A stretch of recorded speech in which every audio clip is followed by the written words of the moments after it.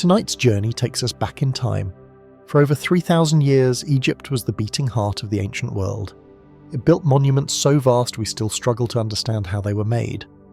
And it left behind mysteries we may never solve. This was a place where kings became gods, where entire cities rose and fell with the Nile, and where death itself was engineered to be cheated. Every grain of sand hides a story, some of which we know, but many are still waiting to be discovered. Tonight, we'll step inside that world, from the glitter of a golden burial mask to the shadow of the Sphinx at sunrise, from lost cities beneath the desert to the stars that guided the pharaohs. These are 100 fragments of a civilization that refuses to fade. And just before we begin, if these calm, curious explorations help you unwind or give you a quiet way to end your day, consider liking and subscribing, or simply share your thoughts in the comments below. It helps others find their way here too, one sleepy soul at a time. Now, let's begin. Mummification could take up to 70 days. Preserving the body for eternity was a complex sacred process that could last as long as 70 days. The first step was to remove internal organs which were separately preserved while the body cavity was cleaned and packed. The corpse was then dehydrated using a natural salt called natron, which drew out moisture and halted decay. This stage could last 40 days or more. Once dried, the body was anointed with oils wrapped in layers of fine linen and sometimes fitted with protective amulets between the wrappings. Priests recited rituals throughout, calling on gods like Anubis to safeguard the process. The care taken reflected the belief that the body was the home of the soul even in death, and that a properly preserved form was essential for enjoying the pleasures of the afterlife forever. The heart was considered the seat of thought and emotion. In contrast to modern understanding, the Egyptians believed the heart, not the brain, was the center of thought, memory, and feeling. It was seen as the essence of a person, holding their character, intentions, and moral worth. In life, the heart connected the physical and spiritual self in death. It played a crucial role in judgment. During mummification, all internal organs were removed except the heart, which was left in place or replaced with a sacred amulet if damaged. To lose one's heart in the afterlife was to lose one's very identity. This belief shaped everything from medicine to religion, making the heart one of the most revered parts of the body. The brain was removed because it was thought useless in the afterlife. Despite their meticulous preservation of the body, ancient embalmers treated the brain as an unimportant organ. They believed it served no role in thought or memory. Those were the heart's domain.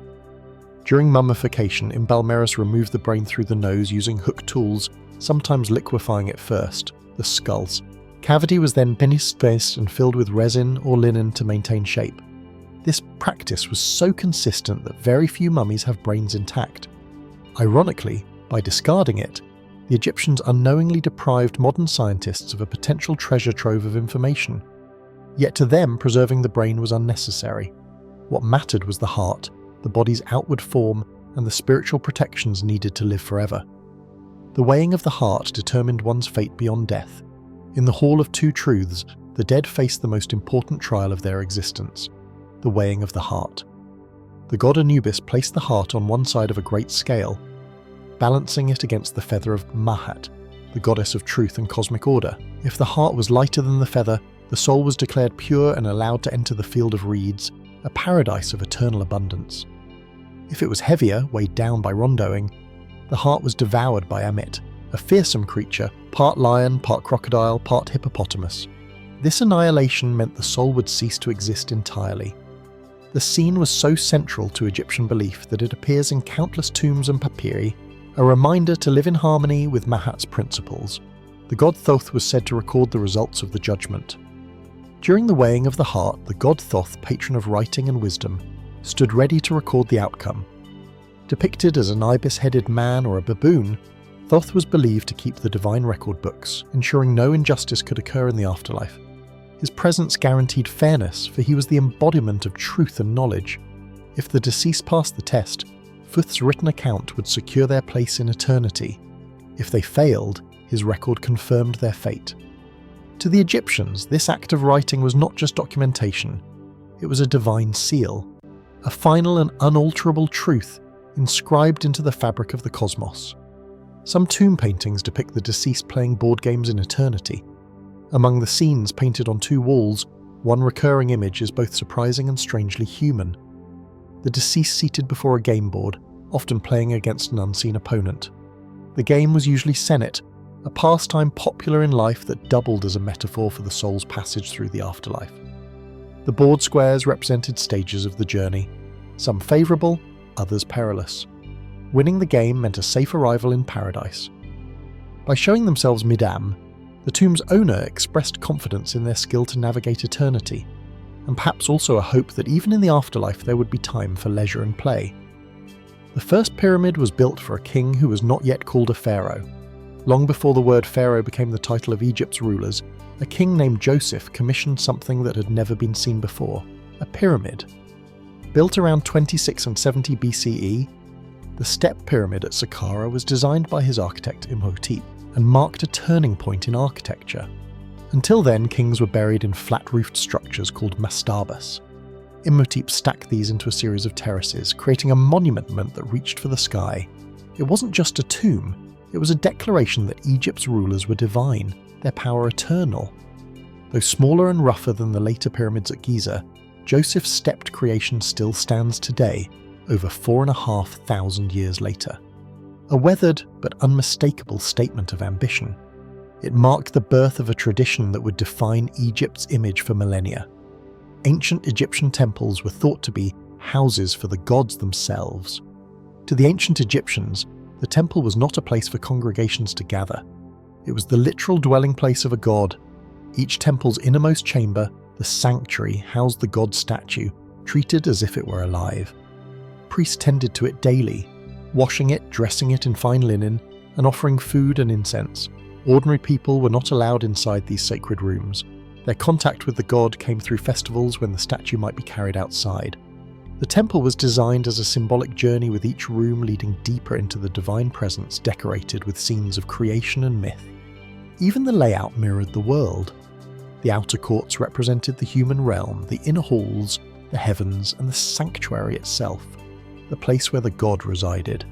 To the Egyptians, the god truly lived there, and the temple was their eternal home. The pyramids were once covered in shining white stone.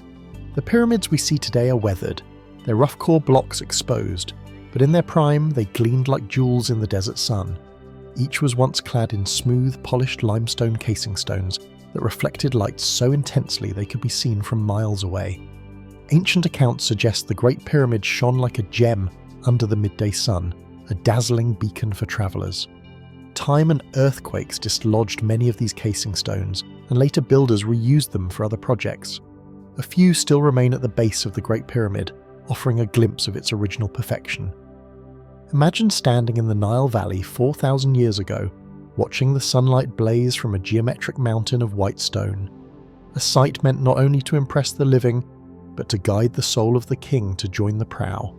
Gods in the afterlife. The Sphinx may have been painted in bright, vivid colours. Today, the Great Sphinx of Giza wears the same sandy hue as the plateau around it, but evidence suggests it was once anything but monotone. Traces of red pigment have been found on its face, hinting that the Sphinx may have been painted in vivid colours. A red face, perhaps a blue or yellow headdress, and eyes lined with dark coal-like pigment. In the blazing Egyptian sun, this colossal guardian would have been a striking, almost otherworldly figure, half lean, half human, and wholly alive with colour. Over millennia, wind and sand stripped away its painted skin, leaving the weathered limestone we know today. Yet imagining it in its original form transforms it from a silent ancient ruin into a vibrant guardian watching over the pyramids, gazing eternally toward the rising sun. The Great Pyramid's alignment is more precise than many modern structures.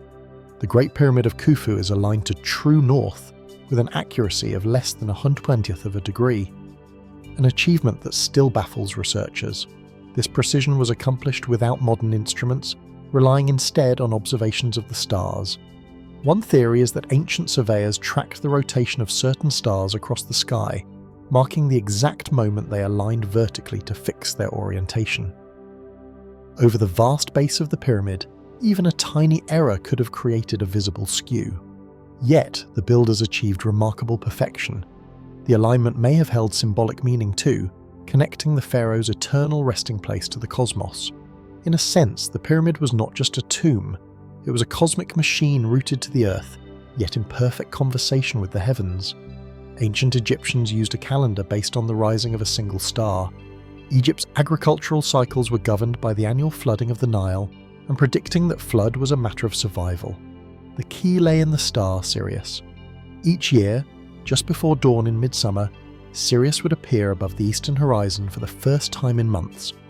This heliacal rising almost always occurred shortly before the Nile began to swell. The Egyptians built a 365-day calendar around this celestial event, dividing the year into 3 seasons: inundation, growth, and harvest, each with 4 months of 30 days. 5 extra days were added for festivals thought of as the birthdays of the gods. This Sirius-based calendar was so accurate that it drifted only slowly over centuries, a testament to the Egyptians' skill in blending astronomy with daily life. They invented one of the earliest known writing systems. Hieroglyphic writing emerged in Egypt around 3200 BCE CE, making it one of the world's earliest scripts. This was not a simple system. It combined symbols for sounds, whole words, and abstract ideas, allowing for extraordinary flexibility. Initially used for monumental inscriptions on temples, tombs, and stelae, hieroglyphs conveyed both practical and spiritual messages. The act of writing itself was considered magical, a way of making words live forever. Scribes trained from youth held a high place in society, for they alone could unlock this sacred skill. Over time, hieroglyphs evolved alongside other scripts, like the cursive hieratic used for everyday writing, but the beauty of the carved signs endured for thousands of years. Each hieroglyph was a picture, but also more than a picture, a vessel for meaning across eternity. Some hieroglyphs represented sounds, others entire ideas. Unlike modern alphabets, Egyptian hieroglyphs were a hybrid system. Some signs represented single consonant sounds like letters, while others stood for combinations of sounds, and still others symbolized entire concepts or objects. A picture of a sun disk might be read as the word Ra or day depending on context. This allowed for rich layers of meaning. A name could be spelled phonetically, illustrated symbolically, and reinforced with a determinative. A final sign clarifying its category. To read and write hieroglyphs, one had to master hundreds of these symbols along with the nuances of their combinations. This complexity made literacy rare, reserved for scribes and priests, but it also made Egyptian inscriptions more than mere text. They were art, language, and symbolism a la nonne. Egyptian priests were also skilled astronomers. In ancient Egypt, religion and astronomy were inseparable. Priests observed the movements of the sun, moon, and stars, not only to keep calendars, but also to determine the timing of rituals. Temple alignments often reflected celestial events such as solstices or star risings, ensuring that sacred ceremonies happened at precisely the right moment. Certain constellations were associated with gods, and the night sky was imagined as the goddess En arching over the earth. The priests' astronomical skills were practical too. They aided navigation on the Nile and helped predict the crucial flood. This knowledge guarded within temple walls reinforced the connection between the heavens, the gods, and the pharaoh's divine order. The ancient Egyptians had a word for eternity that appeared in tomb texts. The concept of eternity was central to Egyptian thought, and they had more than one word for it. One of the most profound was Jet, referring to an unchanging timeless state, the kind of eternity the gods inhabited. In tomb inscriptions, Jet often appeared alongside Nehe, a word for cyclical time, like the endless turning of the seasons. Together, they expressed a vision of forever that combined permanence with renewal. A king's tomb might promise that he would live for all Jet and all Enhe, meaning both unending and ever-renewing life. To the Egyptians, eternity was not a vague abstraction. It was a destination, a state of being, and a promise written into the very stones of their monuments. Ancient Egyptians brewed beer as a staple of daily life. Beer in ancient Egypt was not a luxury, but a daily necessity, made from partially baked barley bread soaked and fermented in water. It was thick, nutritious, and mildly alcoholic. Workers were often paid in bread and beer, making it both currency and sustenance. Even children drank a lighter version, as it was safer than potentially contaminated water. Beer was also a ritual offering to the gods, poured out in temples or placed in tombs to nourish the dead. Brewing was done in large batches, often overseen by women, and recipes varied from sweet to sour depending on ingredients and fermentation time. Far from the clear golden drink we think of today, Egyptian beer was cloudy, hearty and filling, more like a liquid meal. Its role in society was so central that to run out of beer was to invite hardship. Bread was sometimes baked with sand wearing down people's teeth. Bread was Egypt's staple food, but the grinding process often introduced sand or grit into the flour. Grinders used stone quays, and over time small fragments wore down into the meal. The result was bread that could be harsh on teeth even for the wealthy. Mummies frequently show severe dental wear, abscesses and cracked enamel, not from neglect but from a lifetime of chewing gritty bread. Despite this, bread remained essential, coming in countless shapes and recipes, from simple loaves to honey-sweetened treats for festivals. It was often baked in communal ovens, filling villages with the smell of warm grain. Bread and beer formed the basic diet of almost every Egyptian, from farmers to pharaohs, and while it sustained life, it also slowly ground down smiles over the decades. The pharaoh was considered both king and god. In ancient Egypt, the pharaoh was more than a ruler. He was the living embodiment of divine power. Seen as the son of the sun god Ra and the earthly manifestation of Horus, the falcon-headed god of kingship, the pharaoh's authority was absolute. He was responsible for maintaining Mahat, the cosmic order that kept the world in balance. In life, he was the link between the gods and the people in death. He became fully divine, joining the gods in the afterlife. This dual identity was reinforced through ritual, temple inscriptions and monumental architecture. Even the pharaoh's image carved into stone or cast in gold was believed to hold spiritual power. To obey the pharaoh was to honour the gods themselves, and his role as both king and deity set Egypt apart from many other ancient civilizations. Some pharaohs wore false beards as a symbol of divinity. One of the most distinctive royal accessories in ancient Egypt was the false beard. Regardless of gender, pharaohs sometimes wore a stylized plaited beard during ceremonies to emphasize their divine status. The beard limited the ruler to Osiris, the god of the afterlife, who was often depicted with a long, narrow chin adornment. These false beards were made of metal, often gold, and tied to the head with straps. Even female rulers like Hatshepsut were shown in statues and reliefs wearing them. It was not a fashion statement, but a sacred emblem, a sign that the wearer was not merely human, but a god-king or god-queen ruling under divine authority. In portraits and statues, the false beard remains one of the clearest signals of Egypt's unique blend of political and spiritual power. Women could own property and conduct business in ancient Egypt. Unlike in many ancient cultures, Egyptian women enjoyed significant legal rights. They could own and inherit property, engage in contracts, and even initiate divorce. Women could run businesses, manage estates, and appear in court as legal equals to men. Wealthy women sometimes acted as landowners and patrons, funding temple offerings or commissioning art. While political power remained largely in male hands, exceptions existed. Queens and high priestesses wielded real influence. This relative gender equality was rooted in the concept of man, which emphasized balance in all things in daily life. This meant that women could participate in the economy and society more freely than in Greece or Rome centuries later. These freedoms made Egyptian society remarkably advanced in its approach to women's legal status. The famous Cleopatra was not fully Egyptian by blood. Cleopatra the last active ruler of the Ptolemaic Kingdom of Egypt, is often thought of as quintessentially Egyptian. In truth, she descended from Greek Macedonian rulers who had taken control after Alexander the Great's conquest. The Ptolemaic dynasty maintained Greek language, customs, and political structures, even as they ruled over an Egyptian population. Cleopatra, however, distinguished herself by embracing Egyptian culture more fully than her predecessors. She was the first of her dynasty to speak the Egyptian language and presented herself as the goddess Isis in religious ceremonies.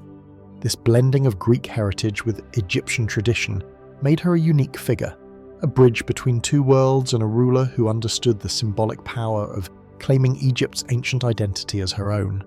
Some pharaohs married their siblings to preserve royal bloodlines.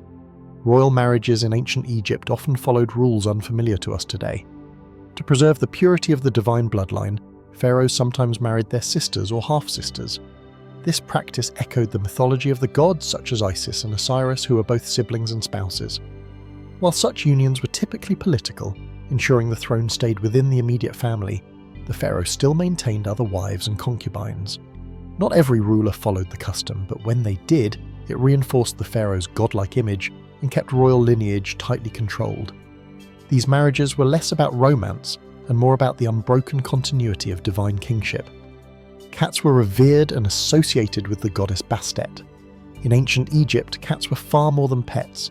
They were sacred animals linked to Bastard, the goddess of home, fertility and protection. Bastet was often depicted as a lioness or a woman with a cat's head, and her gentle, protective nature made her a beloved deity. Cats' ability to control vermin and protect grain stores added to their importance. Many households kept cats, treating them with affection and reverence. To harm one, even accidentally, was considered a grave offence. Temples dedicated to Bastard often housed cats, and their likenesses appeared in amulets, statues and paintings.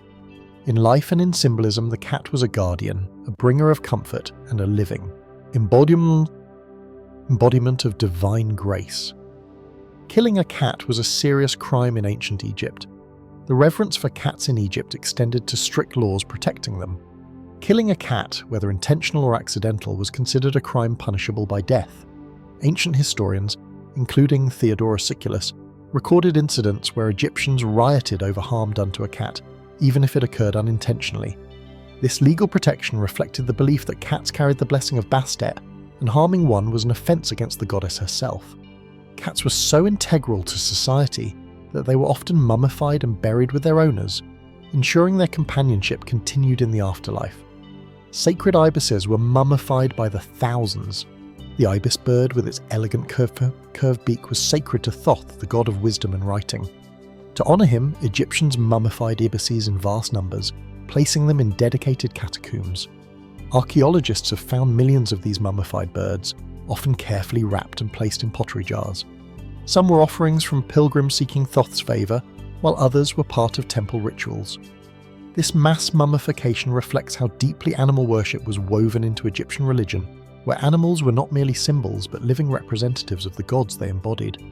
Many temples were oriented toward the rising sun. Ancient Egyptian temples were not placed at random. Their alignment often followed precise astronomical principles. Many were oriented so that the rising sun at certain times of the year would shine directly into the sanctuary, illuminating the god statue within. The most famous example is Abu Simbel, where twice a year the sunlight travels deep into the temple to light the figures of the gods seated beside Pharaoh Ramesses IV. These alignments were acts of devotion and cosmic connection, linking the rhythms of the heavens with the life of the temple. By aligning their sacred spaces with the sun, the Egyptians tied worship to the daily rebirth of light, reinforcing the god's presence in the natural world and symbolizing the eternal renewal of life. The sun god Ra was said to travel through the underworld at night. In Egyptian belief, the sun was not simply an object in the sky. It was the god Ra himself, sailing his solar boat across the heavens by day. At sunset, Ra descended into the underworld, embarking on a perilous journey through 12 regions corresponding to the hours of the night.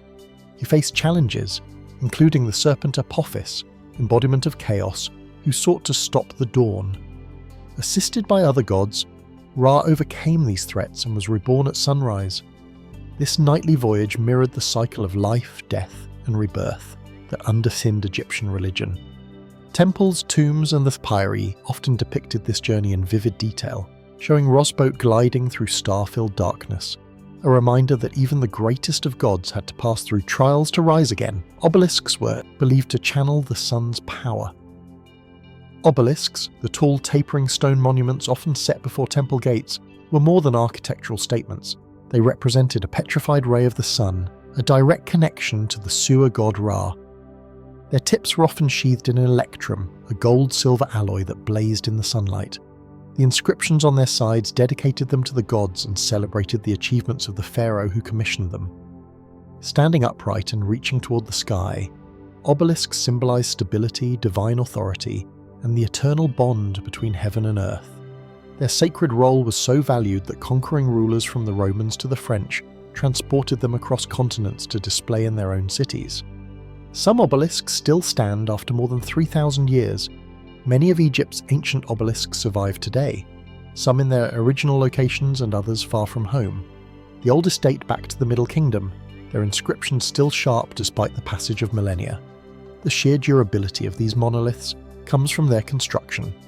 Each was carved from a single piece of granite, usually from quarries at Aswan, and transported hundreds of miles without modern tools. Some weigh more than 300 tons. Their survival is a testament to both the skill of Egyptian stonemasons and the cultural significance of the monuments themselves. Whether casting shadows on temple courtyards or standing in modern capitals like Paris and London, they remain silent witnesses to the power and artistry of ancient Egypt. The ancient Egyptians practiced a form of dentistry. Dental health was a serious challenge in ancient Egypt thanks to a diet filled with gritty bread and fibrous plants. Archaeological evidence shows that some Egyptians attempted dental treatments, including drilling into teeth to relieve abscesses. Writings in medical papyri describe remedies for toothache such as rinses made from herbs, honey and beer. Replacement teeth have been found in mummies, though it's unclear if they were functional or ceremonial.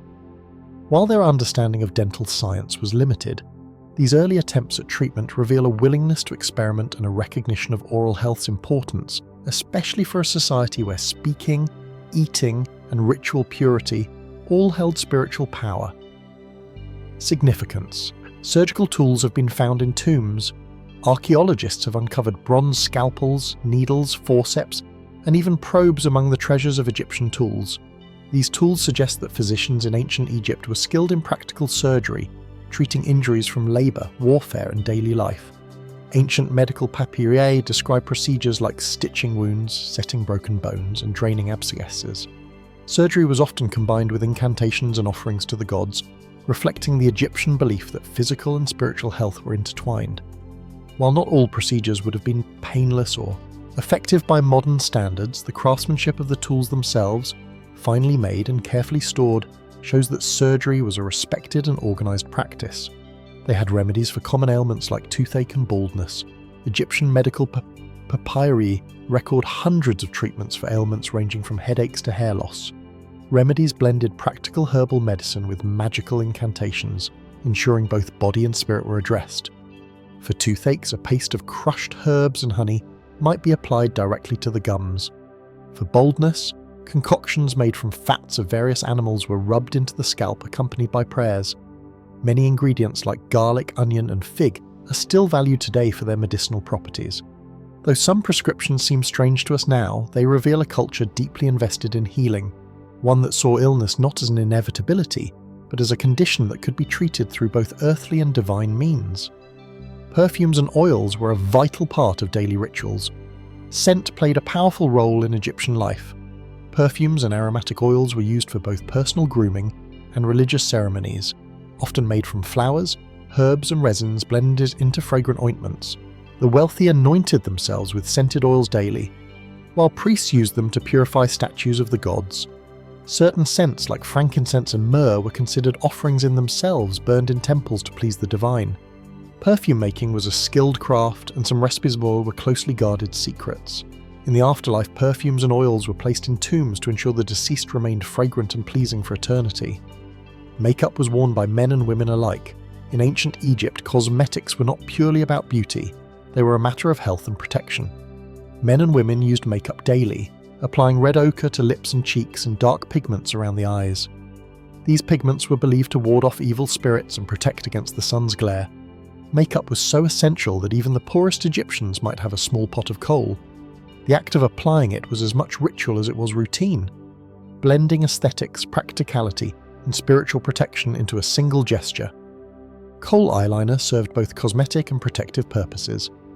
Coal made from ground minerals like galena was used to create the iconic almond-shaped eye outlined seen in Egyptian art. Beyond its striking look, coal reduced glare from the sun and acted as an insect repellent. Modern studies suggest it also had antibacterial properties, helping to prevent eye infections. The design itself echoed the Eye of Horus, a powerful symbol of protection and healing. Thus, coal was not just decoration, it was a protective charm worn on the body, a visible connection between beauty and divine safeguarding. Ancient Egypt had professional mourning women. Funerals in ancient Egypt could be elaborate, emotional affairs, and some families hired professional mourners to express grief on their behalf. These women, often highly skilled in ritual lamentation, would wail, tear their hair and beat their chests, imitating the goddesses Isis and Nephthys, mourning Osiris. Their performance wasn't just theatrical, It was a sacred duty meant to help guide the soul of the deceased safely to the afterlife. The more prominent the funeral, the more mourners might be present, their cries echoing through the streets and into the tomb. Scenes of these women appear in tomb paintings, frozen mid-gesture, showing that their role was both a public display of loss and a deeply symbolic reenactment of divine mourning. Tomb robbery was punished with death. The riches buried with Egypt's elite were a constant temptation, but robbing a tomb was one of the gravest crimes imaginable. Beyond stealing material wealth, it was believed to endanger the soul of the deceased, disrupting their eternal rest. Legal records from the New Kingdom reveal harsh punishments, beatings, mutilation, and often execution. Even workers who built the tombs were sometimes caught breaking in years later, betraying the trust placed in them. The threat of divine retribution was also ever present. Many believed the gods themselves would curse a tomb robber, yet despite the dangers, tomb robbery was so persistent that even the Valley of the Kings was stripped of most of its treasures within a few centuries of its use. Some tomb curses threatened to haunt the thief in the afterlife. To protect their resting places, some Egyptians inscribed curses on tomb walls or doorways. These warnings promised misfortune to anyone who dared to disturb the dead, from loss of wealth and health to eternal torment. One Old Kingdom tomb warns, "He who shall enter here without right eye shall seize his neck like a bird." Others threatened divine judgment, ensuring the offender would be denied burial and wander forever. While some scholars think these curses were more symbolic deterrents than actual superstition, their presence shows the importance of safeguarding the eternal peace of the tomb's occupant. Even in death, the ancient Egyptians took security seriously. Hidden chambers still lie undiscovered beneath the sands. Despite centuries of excavation, Egypt still holds secrets. Modern scanning technology has revealed anomalies in pyramids and tombs that may be undiscovered rooms or passageways. In the Great Pyramid, a mysterious void above the Grand Gallery was detected in 2017, sparking debate about its purpose. Vast stretches of desert conceal entire cities swallowed by time, and beneath the Nile Delta, ruins lie buried under silt. Archaeologists suspect that many royal and noble tombs remain hidden, their treasures and histories intact. Each new discovery reshapes our understanding of Egypt and reminds us how much more is still to be found. Some temples contain mysterious depictions of unidentified creatures. Among the carved reliefs and painted walls of Egyptian temples are occasional images that puzzle scholars. Strange animals that resemble no known species or composite creatures not described in surviving car texts. Some may be symbolic, representing qualities or gods, while others might depict animals now extinct or imported from distant lands.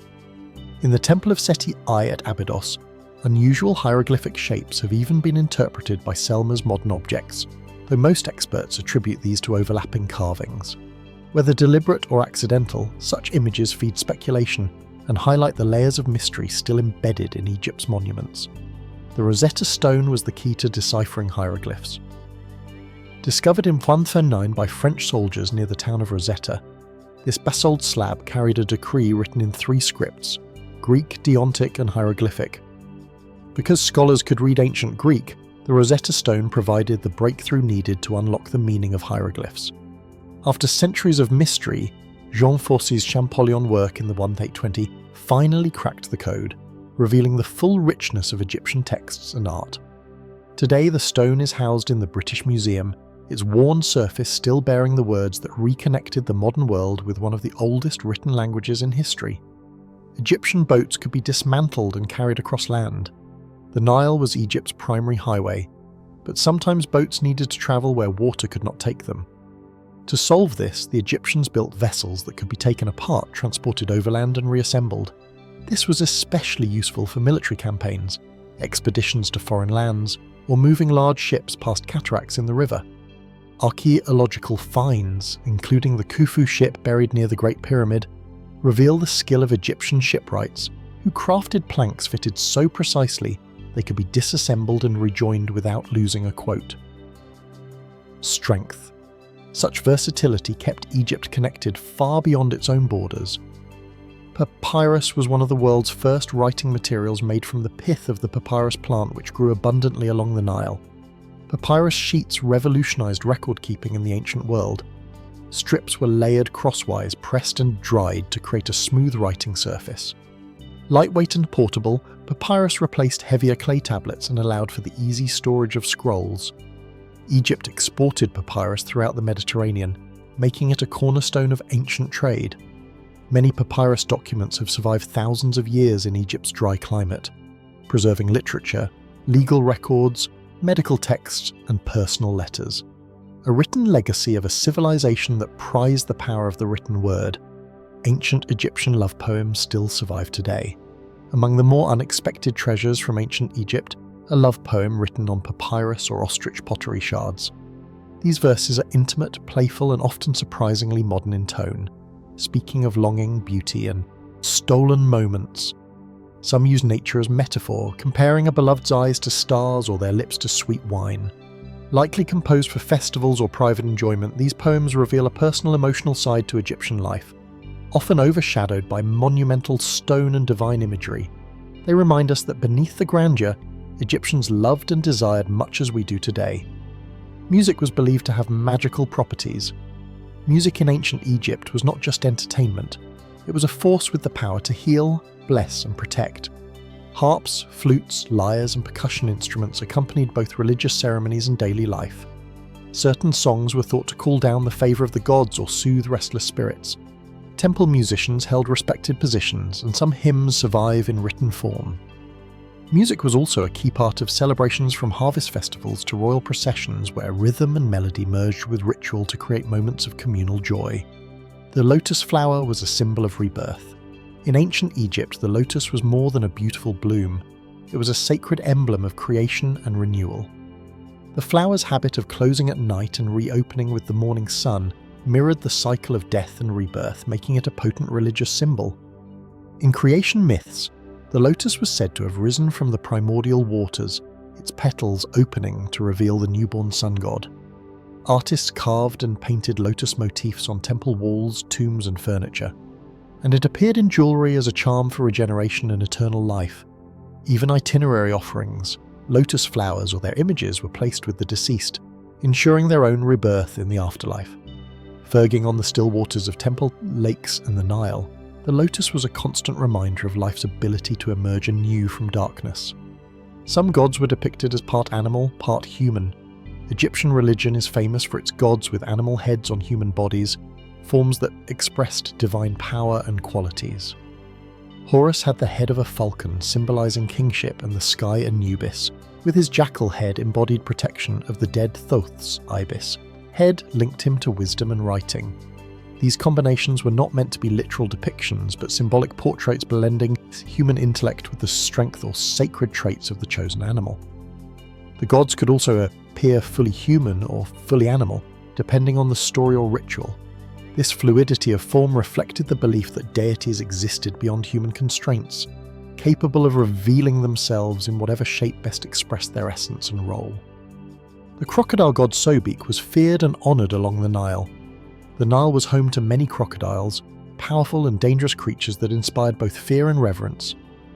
The god Sobek, depicted with a crocodile's head, embodied the Nile's might, fertility, and unpredictability. He was believed to protect people from the dangers of the river or to unleash them when angered. Temples dedicated to Sobek often kept live crocodiles, pampered as living manifestations of the god, adorned with jewellery and fed lavishly. Upon their death, these crocodiles were mummified and buried with ceremony. Sobek's dual nature, life-giving and deadly, made him a complex deity, one whose favour was essential for safe passage and prosperity along the river. The jackal-headed Anubis guided souls to the afterlife. Anubis, with his sleek black jackal head, was one of Egypt's most recognisable gods and a central figure in literary rites. He was the protector of graves, the overseer of mummification, and the guide of souls through the underworld. In the famous scene of the weighing of the heart, it is Anubis who adjusts the scales, ensuring justice is done. The jackal form linked him to the animals that prowled graveyards, turning a feared scavenger into a divine guardian. Priests performing embalming rituals often wore jackal masks to embody Anubis's role. For the ancient Egyptians, his presence was both a comfort and a warning, a reminder that the journey to eternity required purity and truth. The sky goddess En was believed to swallow the sun each night. In Egyptian cosmology, the sky was not empty space, but the body of the goddess En arching over the earth. Each evening, En was said to swallow the sun, carrying it through her body during the night. At dawn, she would give birth to it again, renewing the cycle of day and night. She was often depicted as a woman whose body was covered in stars, stretching protectively from horizon to horizon. Nut's role was not only cosmic, but protective.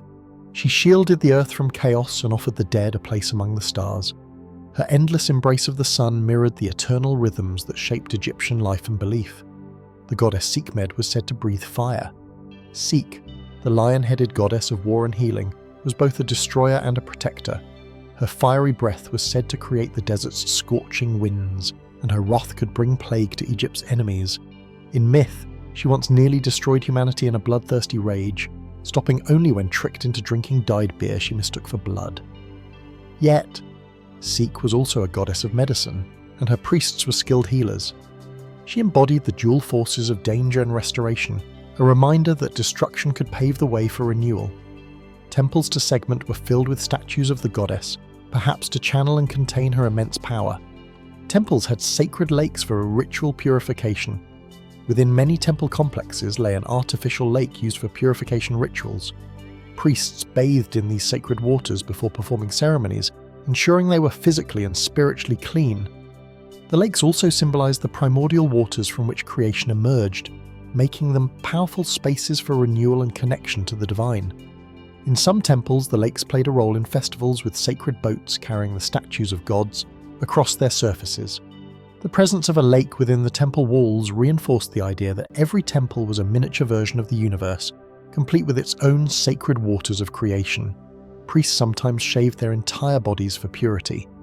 Temple priests followed strict cleanliness rituals, one of which was the complete removal of body hair. This practice was not about appearance, but about spiritual purity and hygiene. Priests shaved their heads and bodies regularly, sometimes daily, to ensure they were free from anything considered unclean in the presence of the gods. They bathed multiple times a day, wore clean linen, and avoided certain foods before rituals. These practices were part of a broader belief that serving the gods required a state of absolute physical and spiritual cleanliness, a discipline that reinforced the separation between the sacred and the ordinary. The colour blue was associated with creation and protection. Blue held deep symbolic meaning in ancient Egypt. It represented the life-giving waters of the Nile, the sky, and the heavens. As such, it was linked to creation, fertility, and divine protection. Blue pigments, often made from a synthetic material now called Egyptian blue, were used in art, jewellery, and amulets.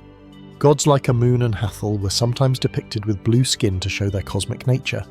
Our final beads and tiles decorated temples and tombs surrounding sacred spaces with the colour of life itself. Wearing blue was thought to bring blessings and shield the wearer from harm. Red symbolised both life and destruction. In Egyptian symbolism, red was a colour of contrasts. It represented life, energy, and the desert sun, but also chaos, danger, and destruction. Associated with the god set, red could signify both vitality and violence. Artists used red ochre to paint the skin of male figures, symbolising health and strength. In protective magic, red ink was sometimes used to write the names of dangerous beings, neutralising their power. This duality made red a potent colour in rituals and art, a reminder that the same forces that gave life could also take it away. Scarab beetle amulets were worn for protection. The scarab beetle was one of the most powerful symbols in ancient Egypt tied to rebirth and cosmic order. The beetle's habit of rolling dung across the ground was seen as a reflection of the sun god Ra, pushing the sun across the sky each day. Egyptians wore scarab-shaped amulets as charms for luck, protection, and renewal, often carved from stone, fants, or precious metals. Some were inscribed with prayers or names to make them personal talismans. Large half-scarabs were placed over the chests of mummies, engraved with spells from the Book of the Dead to protect the soul during judgment. Scarabs were worn in life, buried in death, and even given as diplomatic gifts. Their enduring symbolism meant that to wear a scarab was to carry a piece of the sun's eternal cycle, a divine promise of regeneration and safe passage into the next world. Some amulets were placed in mummies' wrappings for safe passage. In ancient Egypt, the process of wrapping a mummy was a sacred act layered with magical protection. Between the strips of linen, priests placed amulets in specific locations to guard the deceased on their journey to the afterlife. These charms came in many forms: ankhs for life, the Eye of Horus for healing, scarabs for rebirth, jed pillars for stability, and tired knots for the protection of the goddess Isis. Many were inscribed with spells to activate their power, some taken directly from the Book of the Dead. The arrangement of amulets followed a ritual order, each addressing a different need: safety, strength, guidance, or divine favour. Together, they formed a spiritual armour meant to ensure the soul's safe arrival in paradise. These hidden protections remind us that mummification was not just preservation, but a carefully constructed safeguard for eternity itself. Ancient Egyptian jewellery often held symbolic meanings. Jewellery in ancient Egypt was more than adornment. It was a form of magical and spiritual expression. Every material and colour carried significance. Gold symbolised eternity and the divine, turquoise brought joy and fertility, and carnelian conveyed vitality and courage. Designs often depicted sacred symbols: lotus flowers for rebirth, falcons for royal power, cobras for divine protection. Jewellery could be worn by both the elite and common people, though the wealthy used precious metals and rare stones, while others wore pieces of pharaohs or glazed ceramic. In life, jewellery proclaimed identity and status in death. It was buried with the owner to protect them in the afterlife. The craftsmanship was remarkable, with intricate beadwork, delicate inlays, and balanced symmetry. To the Egyptians, a necklace or ring was not simply decoration. It was a prayer made tangible, carrying the blessings and power of the gods with every gleam. Some statues had eyes inlaid with rock crystal for lifelike gaze. Egyptian sculptors aimed to create statues that were not just representations, but vessels for divine or spiritual presence. One technique to enhance realism was the inlaying of eyes with materials like rock crystal, quartz, and obsidian. The iris and pupil were carved separately, set into a white backing and polished to catch the light. The result was a gaze so intense it could seem to follow viewers across a room. Such statues were placed in temples, tombs, and shrines, where they acted as a living presence for the god, king, or ancestor they depicted. Realism was more than artistic skill. It was purposeful magic, ensuring the spirit could see and interact with the world. In some cases, the eyes were the most carefully crafted part of the statue, embodying the belief that the gaze itself was a conduit for divine connection and watchful protection. Giant statues were carved from single blocks of stone, some of Egypt's most iconic. Monuments, like the colossal statues of Ramesses II, were carved from a single piece of stone, often granite or sandstone, weighing hundreds of tons. These blocks were quarried, shaped, and then transported over long distances, frequently from Aswan, using sledges pulled by teams of workers. Water or oil was poured on sand to reduce friction during transport. Carving from a single block gave these statues immense structural strength, helping them survive thousands of years of weather and earthquakes. Their sheer size was deliberate, designed to project the pharaoh's power and eternal presence. Many were placed at temple entrances, watching over sacred spaces as guardians.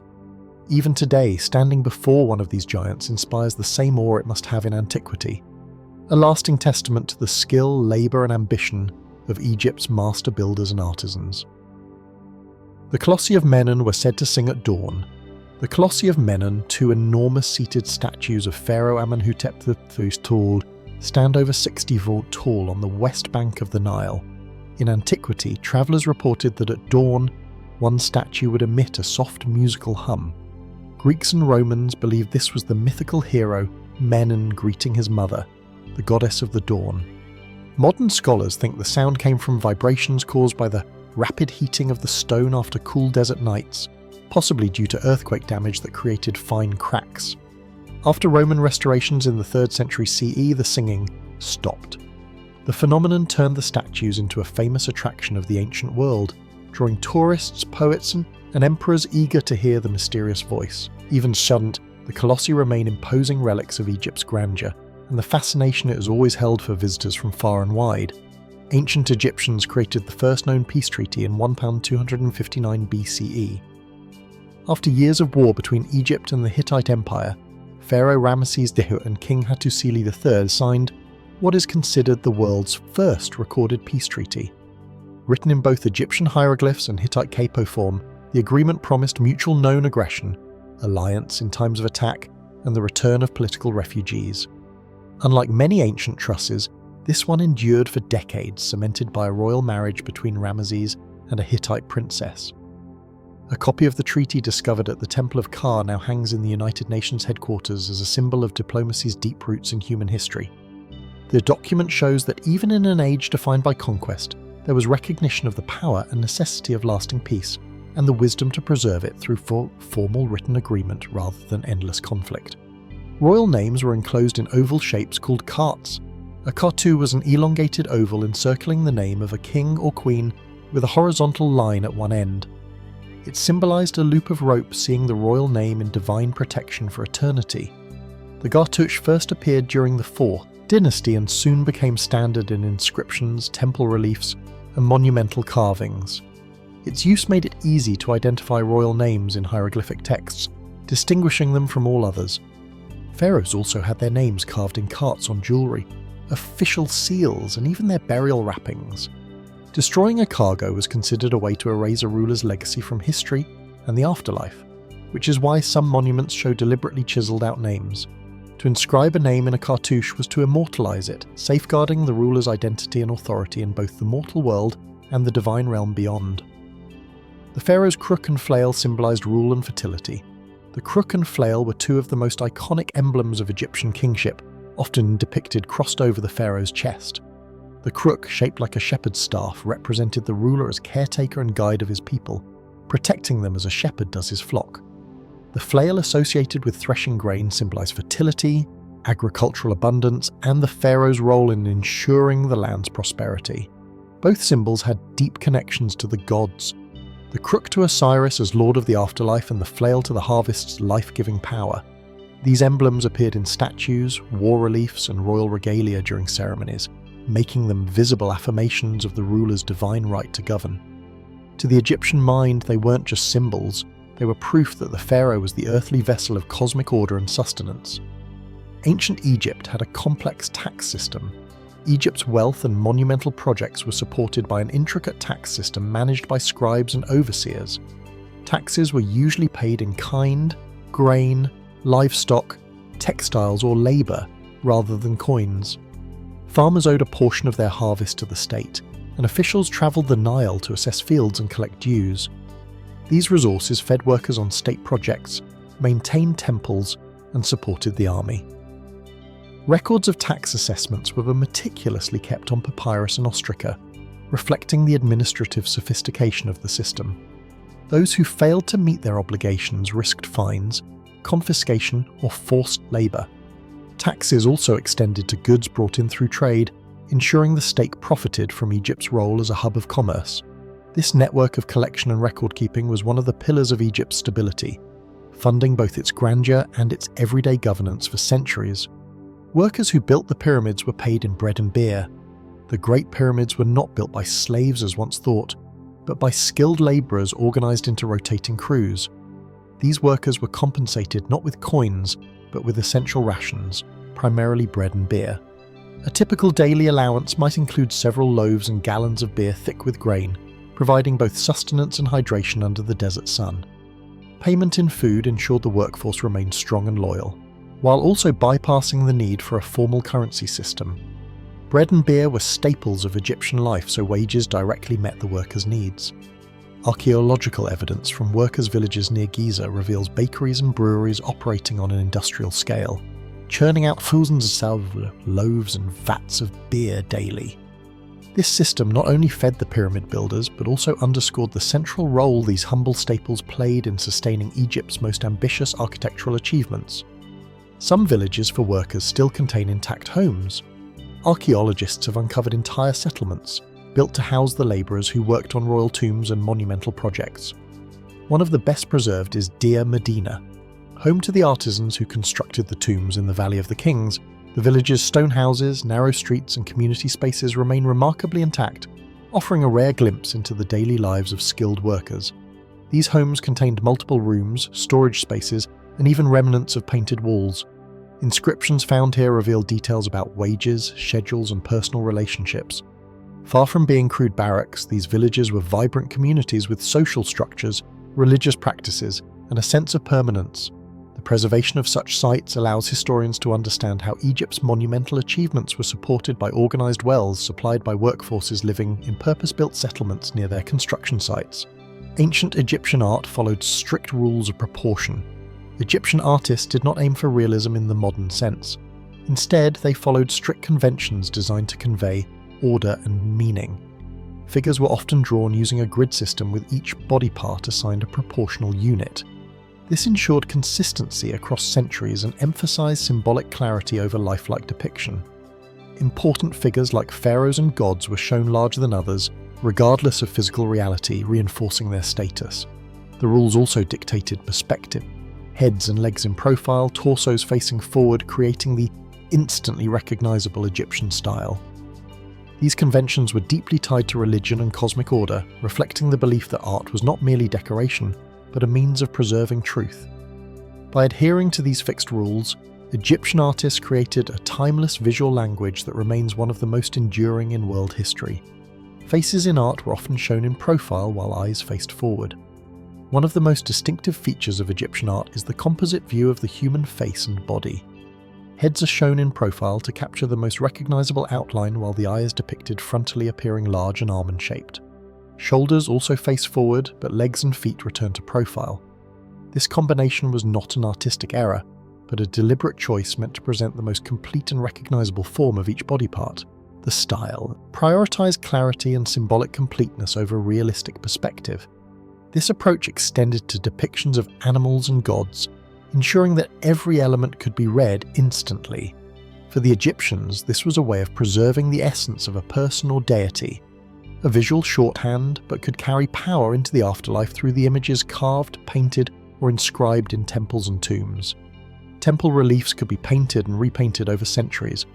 While we often see ancient Egyptian reliefs in bare stone today, they were originally painted in vivid colours, reds, blues, greens, and golds that made scenes come alive. Over the centuries, these reliefs were sometimes repainted, either to restore fading colours or to update the imagery. A new pharaoh might replace the names or faces of predecessors with his own, reasserting his legacy in sacred spaces. In other cases, religious shifts led to changes in iconography, with certain gods added or removed. Layers of paint discovered through modern analysis reveal this evolving history, showing temples as dynamic living spaces rather than static monuments. The practice of repainting also reflects the Egyptians' desire to keep their sacred art vibrant and relevant, ensuring that the gods and ancestors depicted continue to receive honour through fresh, renewed images. Some ancient Egyptian cities are still buried beneath the Nile Delta. The Nile Delta was once home to thriving cities, ports, and temples, many of which now lie buried under layers of silt and sediment. Over thousands of years, shifts in the river's course and rising water levels submerged these settlements. Archaeologists using ground-penetrating radar and underwater exploration have begun to locate these lost cities, including Heracleion and Canopus, which sank beneath the Mediterranean. Preserved in mud and water, artifacts from these sites remain remarkably intact, from statues to everyday tools. Their discovery offers new insights into Egypt's trade networks, religious practices, and connections with the wider ancient world. These hidden cities remind us that much of Egypt's history is still literally beneath the surface, waiting to be uncovered. Flooded temples lie preserved under Lake Nasser. When the Aswan High Dam was built in the 1960s, the rising waters of Lake Nasser submerged vast stretches of southern Egypt and northern Sudan, including ancient temples and settlements. Some monuments, like Abu Simbel, were relocated block by block to higher ground, but others were left behind. Beneath the lake's waters lie temples, tombs, and artifacts preserved in the silt, protected from mooting but inaccessible to most researchers. These submerged sites remain time capsules of ancient life, their contents potentially as well preserved as those found in the driest desert tombs. Occasionally, droughts or specialized diving expeditions reveal glimpses of what lies below, but much remains hidden. These drowned treasures are a reminder of the sacrifices made in the name of modern progress and the enduring mysteries left in Egypt's wake. Some mummies were preserved better than modern corpses. The skill of ancient Egyptian embalmers was so advanced that some mummies have survived in remarkable condition for over 3,000 years. Skin, hair, and even tattoos remain visible, offering researchers unprecedented insight into the lives of the deceased. Modern forensic studies show that the combination of careful organ removal, drying with natron, and treatment with resins created an environment hostile to decay. In some cases, the preservation is so perfect that facial expressions and injuries are still discernible. This level of preservation was not only a practical achievement, but also a spiritual one, ensuring that the body remained a viable vessel for the soul in the afterlife. The fact that some ancient mummies are better preserved than bodies embalmed with modern techniques speaks to the sophistication and precision of Egyptian funerary science. Ancient embalming recipes included exotic resins. Egyptian embalmer used a variety of materials to preserve the body, many sourced from distant lands. Resins from conifer trees, bitumen from the Dead Sea, myrrh from Punt and cedar oil from Lebanon were among the most valued ingredients. These substances were praised not only for their preservative properties, but also for their fragrance, which masked the odour of decay and carried religious significance. The procurement of such materials reveals a vast trade network stretching far beyond Egypt's borders. Chemical analyses of mummy wrappings have confirmed these exotic origins, showing that embalming was both a spiritual ritual and an international enterprise. The use of rare imports in mummification reflects the importance placed on the eternal preservation of the body, no matter the cost or distance. Canopic jars held the organs of the dead for the afterlife. During mummification, 4 key organs, the liver, lungs, stomach and intestines were removed, treated and placed in canopic jars. Each jar was protected by one of the 4 sons of Horus, depicted on the lids as human, jackal, baboon and falcon heads. These guardians ensured the organ's safety in the afterlife where they were believed to be needed again. The heart was usually left in place or replaced with an amulet, while the brain was discarded. Canopic jars were made from materials ranging from limestone to alabaster, often beautifully carved and inscribed with protective spells. Placed alongside the mummy in the tomb, they were an integral part of the journey to eternity, embodying the Egyptian belief that the physical body, complete and protected, was essential for everlasting life. Some pharaohs built hidden tombs to foil grave robbers. Tomb robbery was a constant threat in ancient Egypt, so some pharaohs devised elaborate ways to conceal their burial places. Hidden entrances, false corridors, and misleading inscriptions were used to confuse would-be thieves. In some cases, the tomb location itself was kept secret, built in remote valleys far from the bustle of temple complexes. The Valley of the Kings became a favoured site partly because its steep cliffs and winding paths offered natural protection. Some tombs were started and then abandoned if secrecy was compromised. Despite these efforts, few royal tombs escaped looting entirely. The drive to hide a pharaoh's resting place reveals both the immense value of the treasures buried within and the deep fear that violating a tomb could endanger the soul in the afterlife, a risk no ruler could afford to take. The Valley of the Kings contains more than 60 tombs carved into the cliffs west of Luxor. The Valley of the Kings served as the royal burial ground for nearly 4 centuries during the New Kingdom. Over 60 tombs have been discovered, ranging from simple pits to vast decorated corridors leading deep into the rock. The tombs were designed to protect the mummified pharaohs and their treasures, while symbolically guiding them through the underworld. Walls are covered in scenes from sacred texts like the Book of the Dead, showing gods, protective spells, and the pharaoh's journey toward eternal life.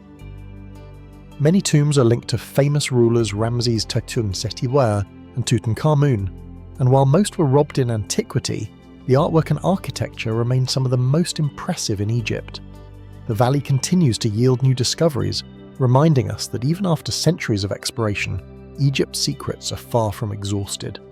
Tutankhamun's tomb contained over 5,000 objects. When Howard Carter uncovered Tutankhamun's tomb in 2022, he found a treasure hoard unlike anything seen before. Over 5,000 objects filled the chambers.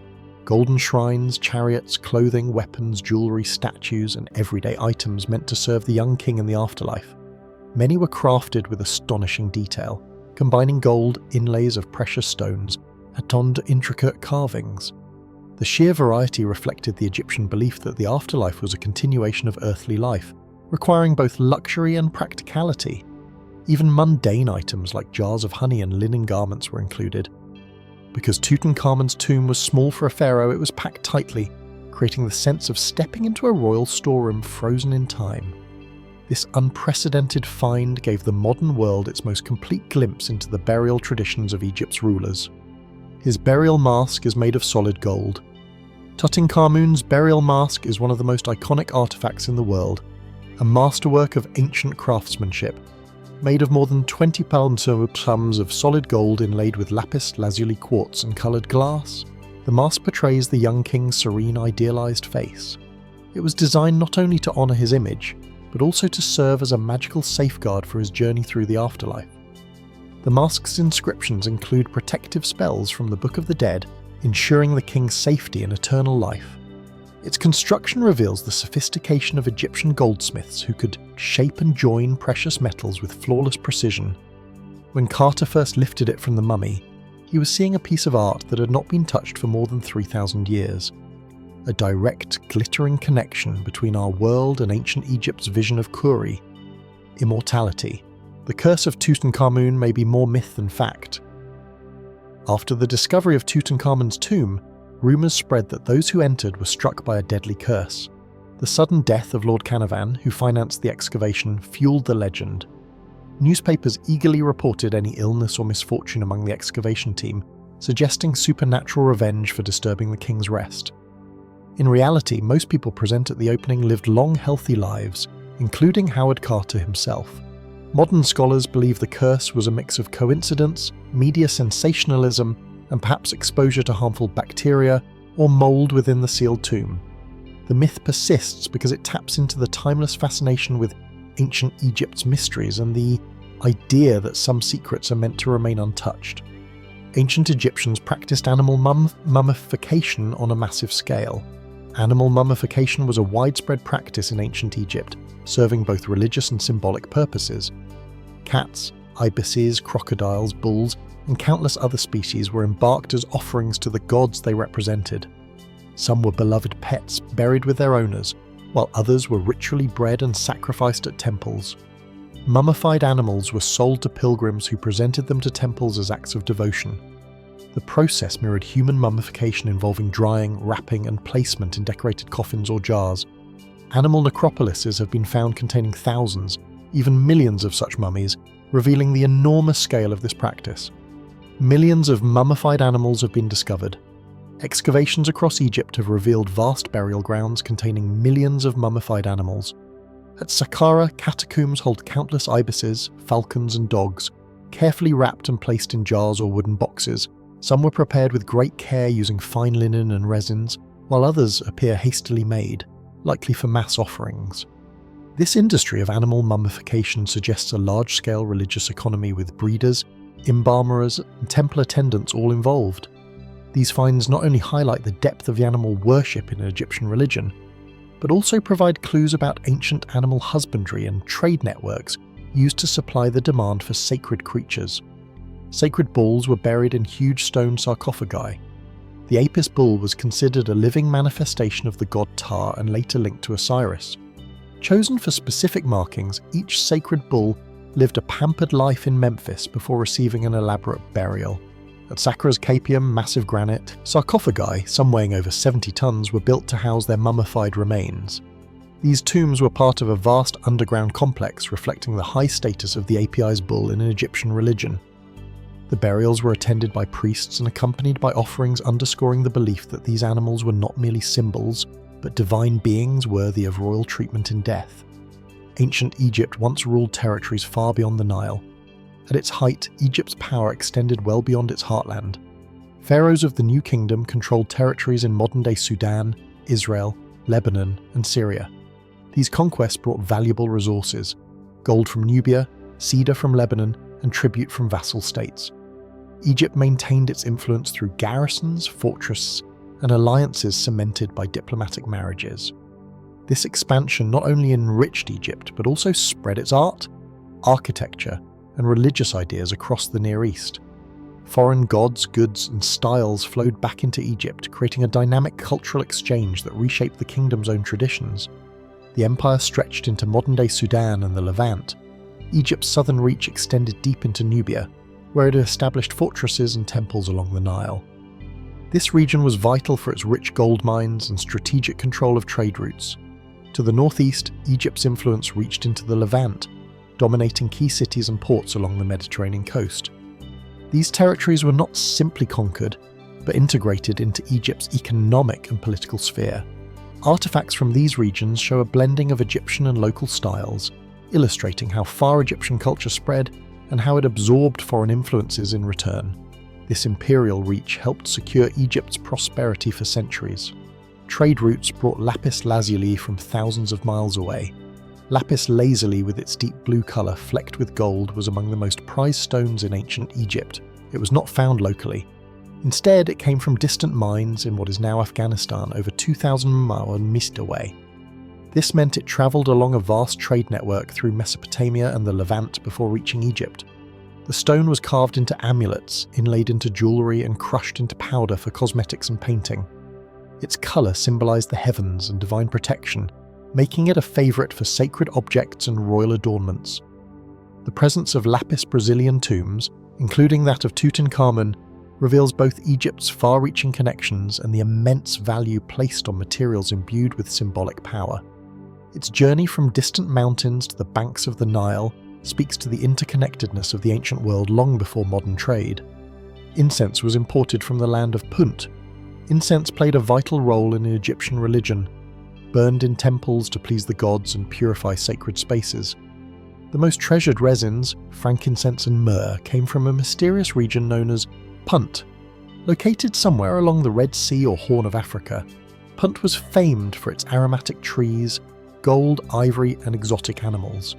Egyptian expeditions to Punt are depicted on temple walls, most famously at Hatshep's temple at Deir el-Bahri, where reliefs show ships laden with goods and even transplanted incense trees.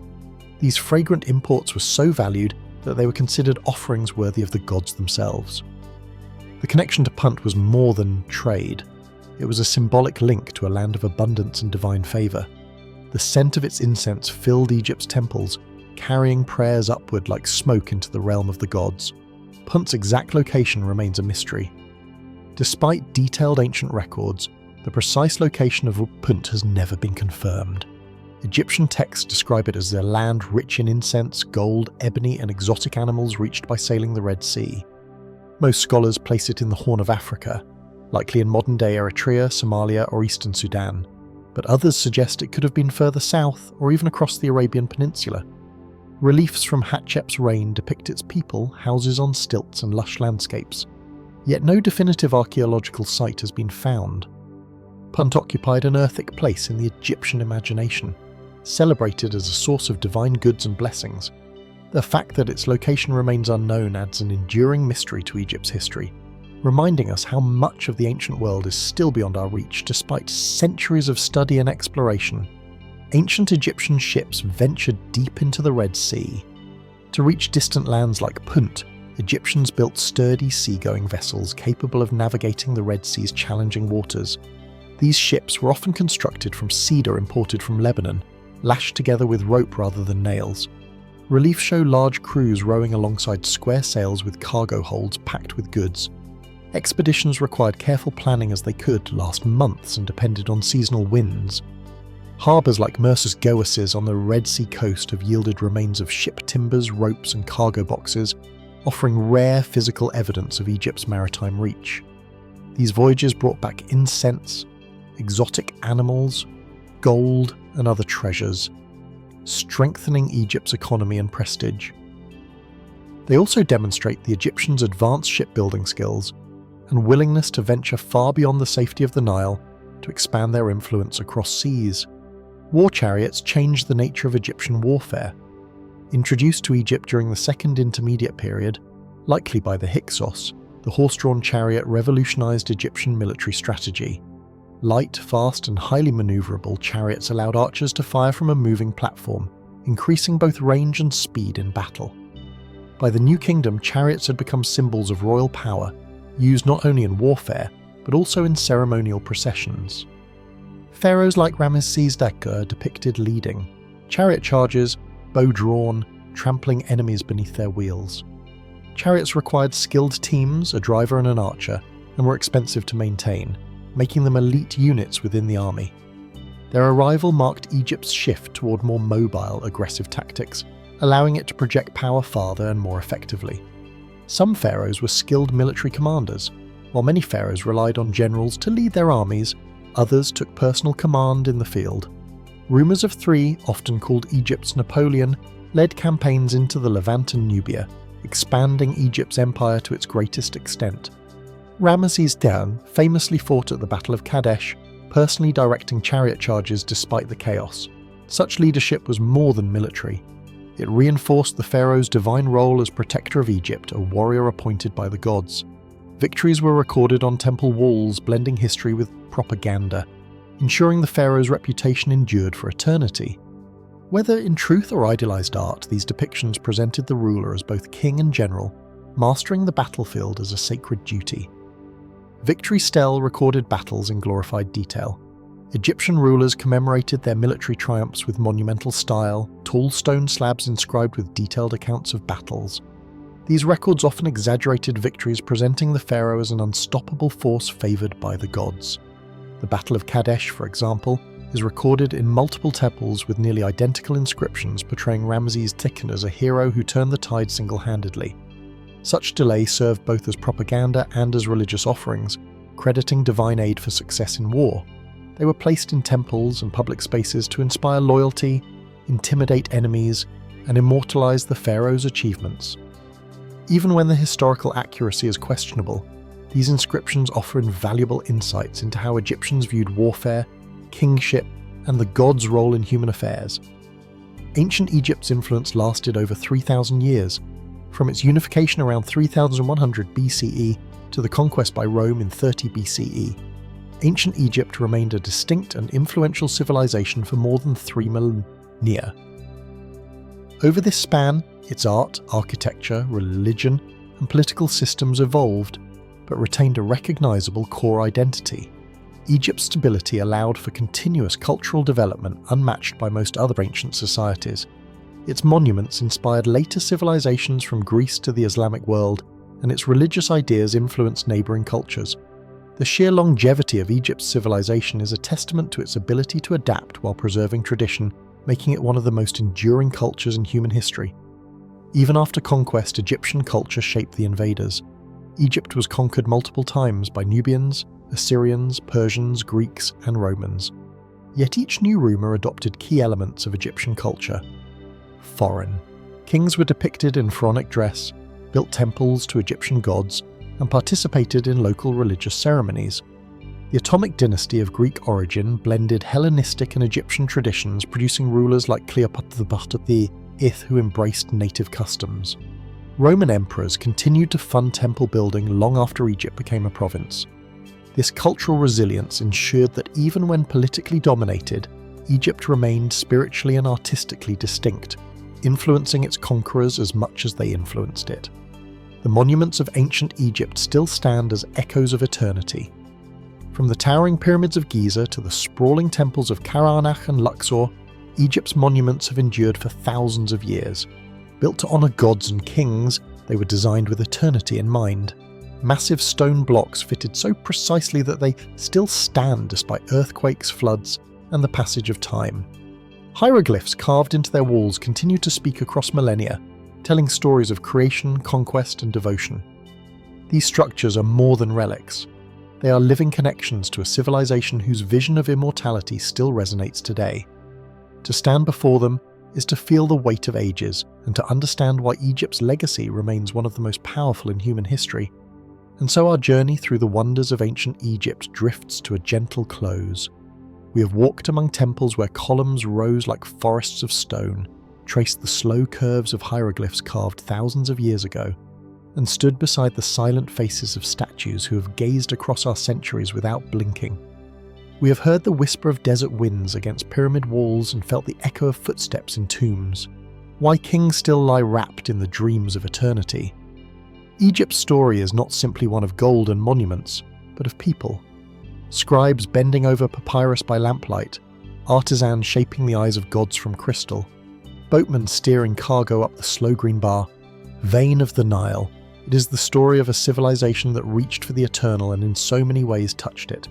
Now, as the sand settles and the last light fades behind the desert hills, Let your thoughts drift as if on the Nile at dusk, the world quiet and the stars beginning to bloom overhead. The voices of the past grow softer, the monuments dissolve into shadow, and time itself seems to slow. If your eyes are growing heavy, you may rest here, carrying with you the knowledge that Egypt endures in stone, in memory, and in the still places of the mind, where history becomes a dream. And when you wake, the wonders of the ancient world will still be waiting for you. If you wish, you can join me again in the next video where another story of science, history, or the cosmos will unfold slowly, quietly, like a candle being lit in the dark. Sleep well, traveller,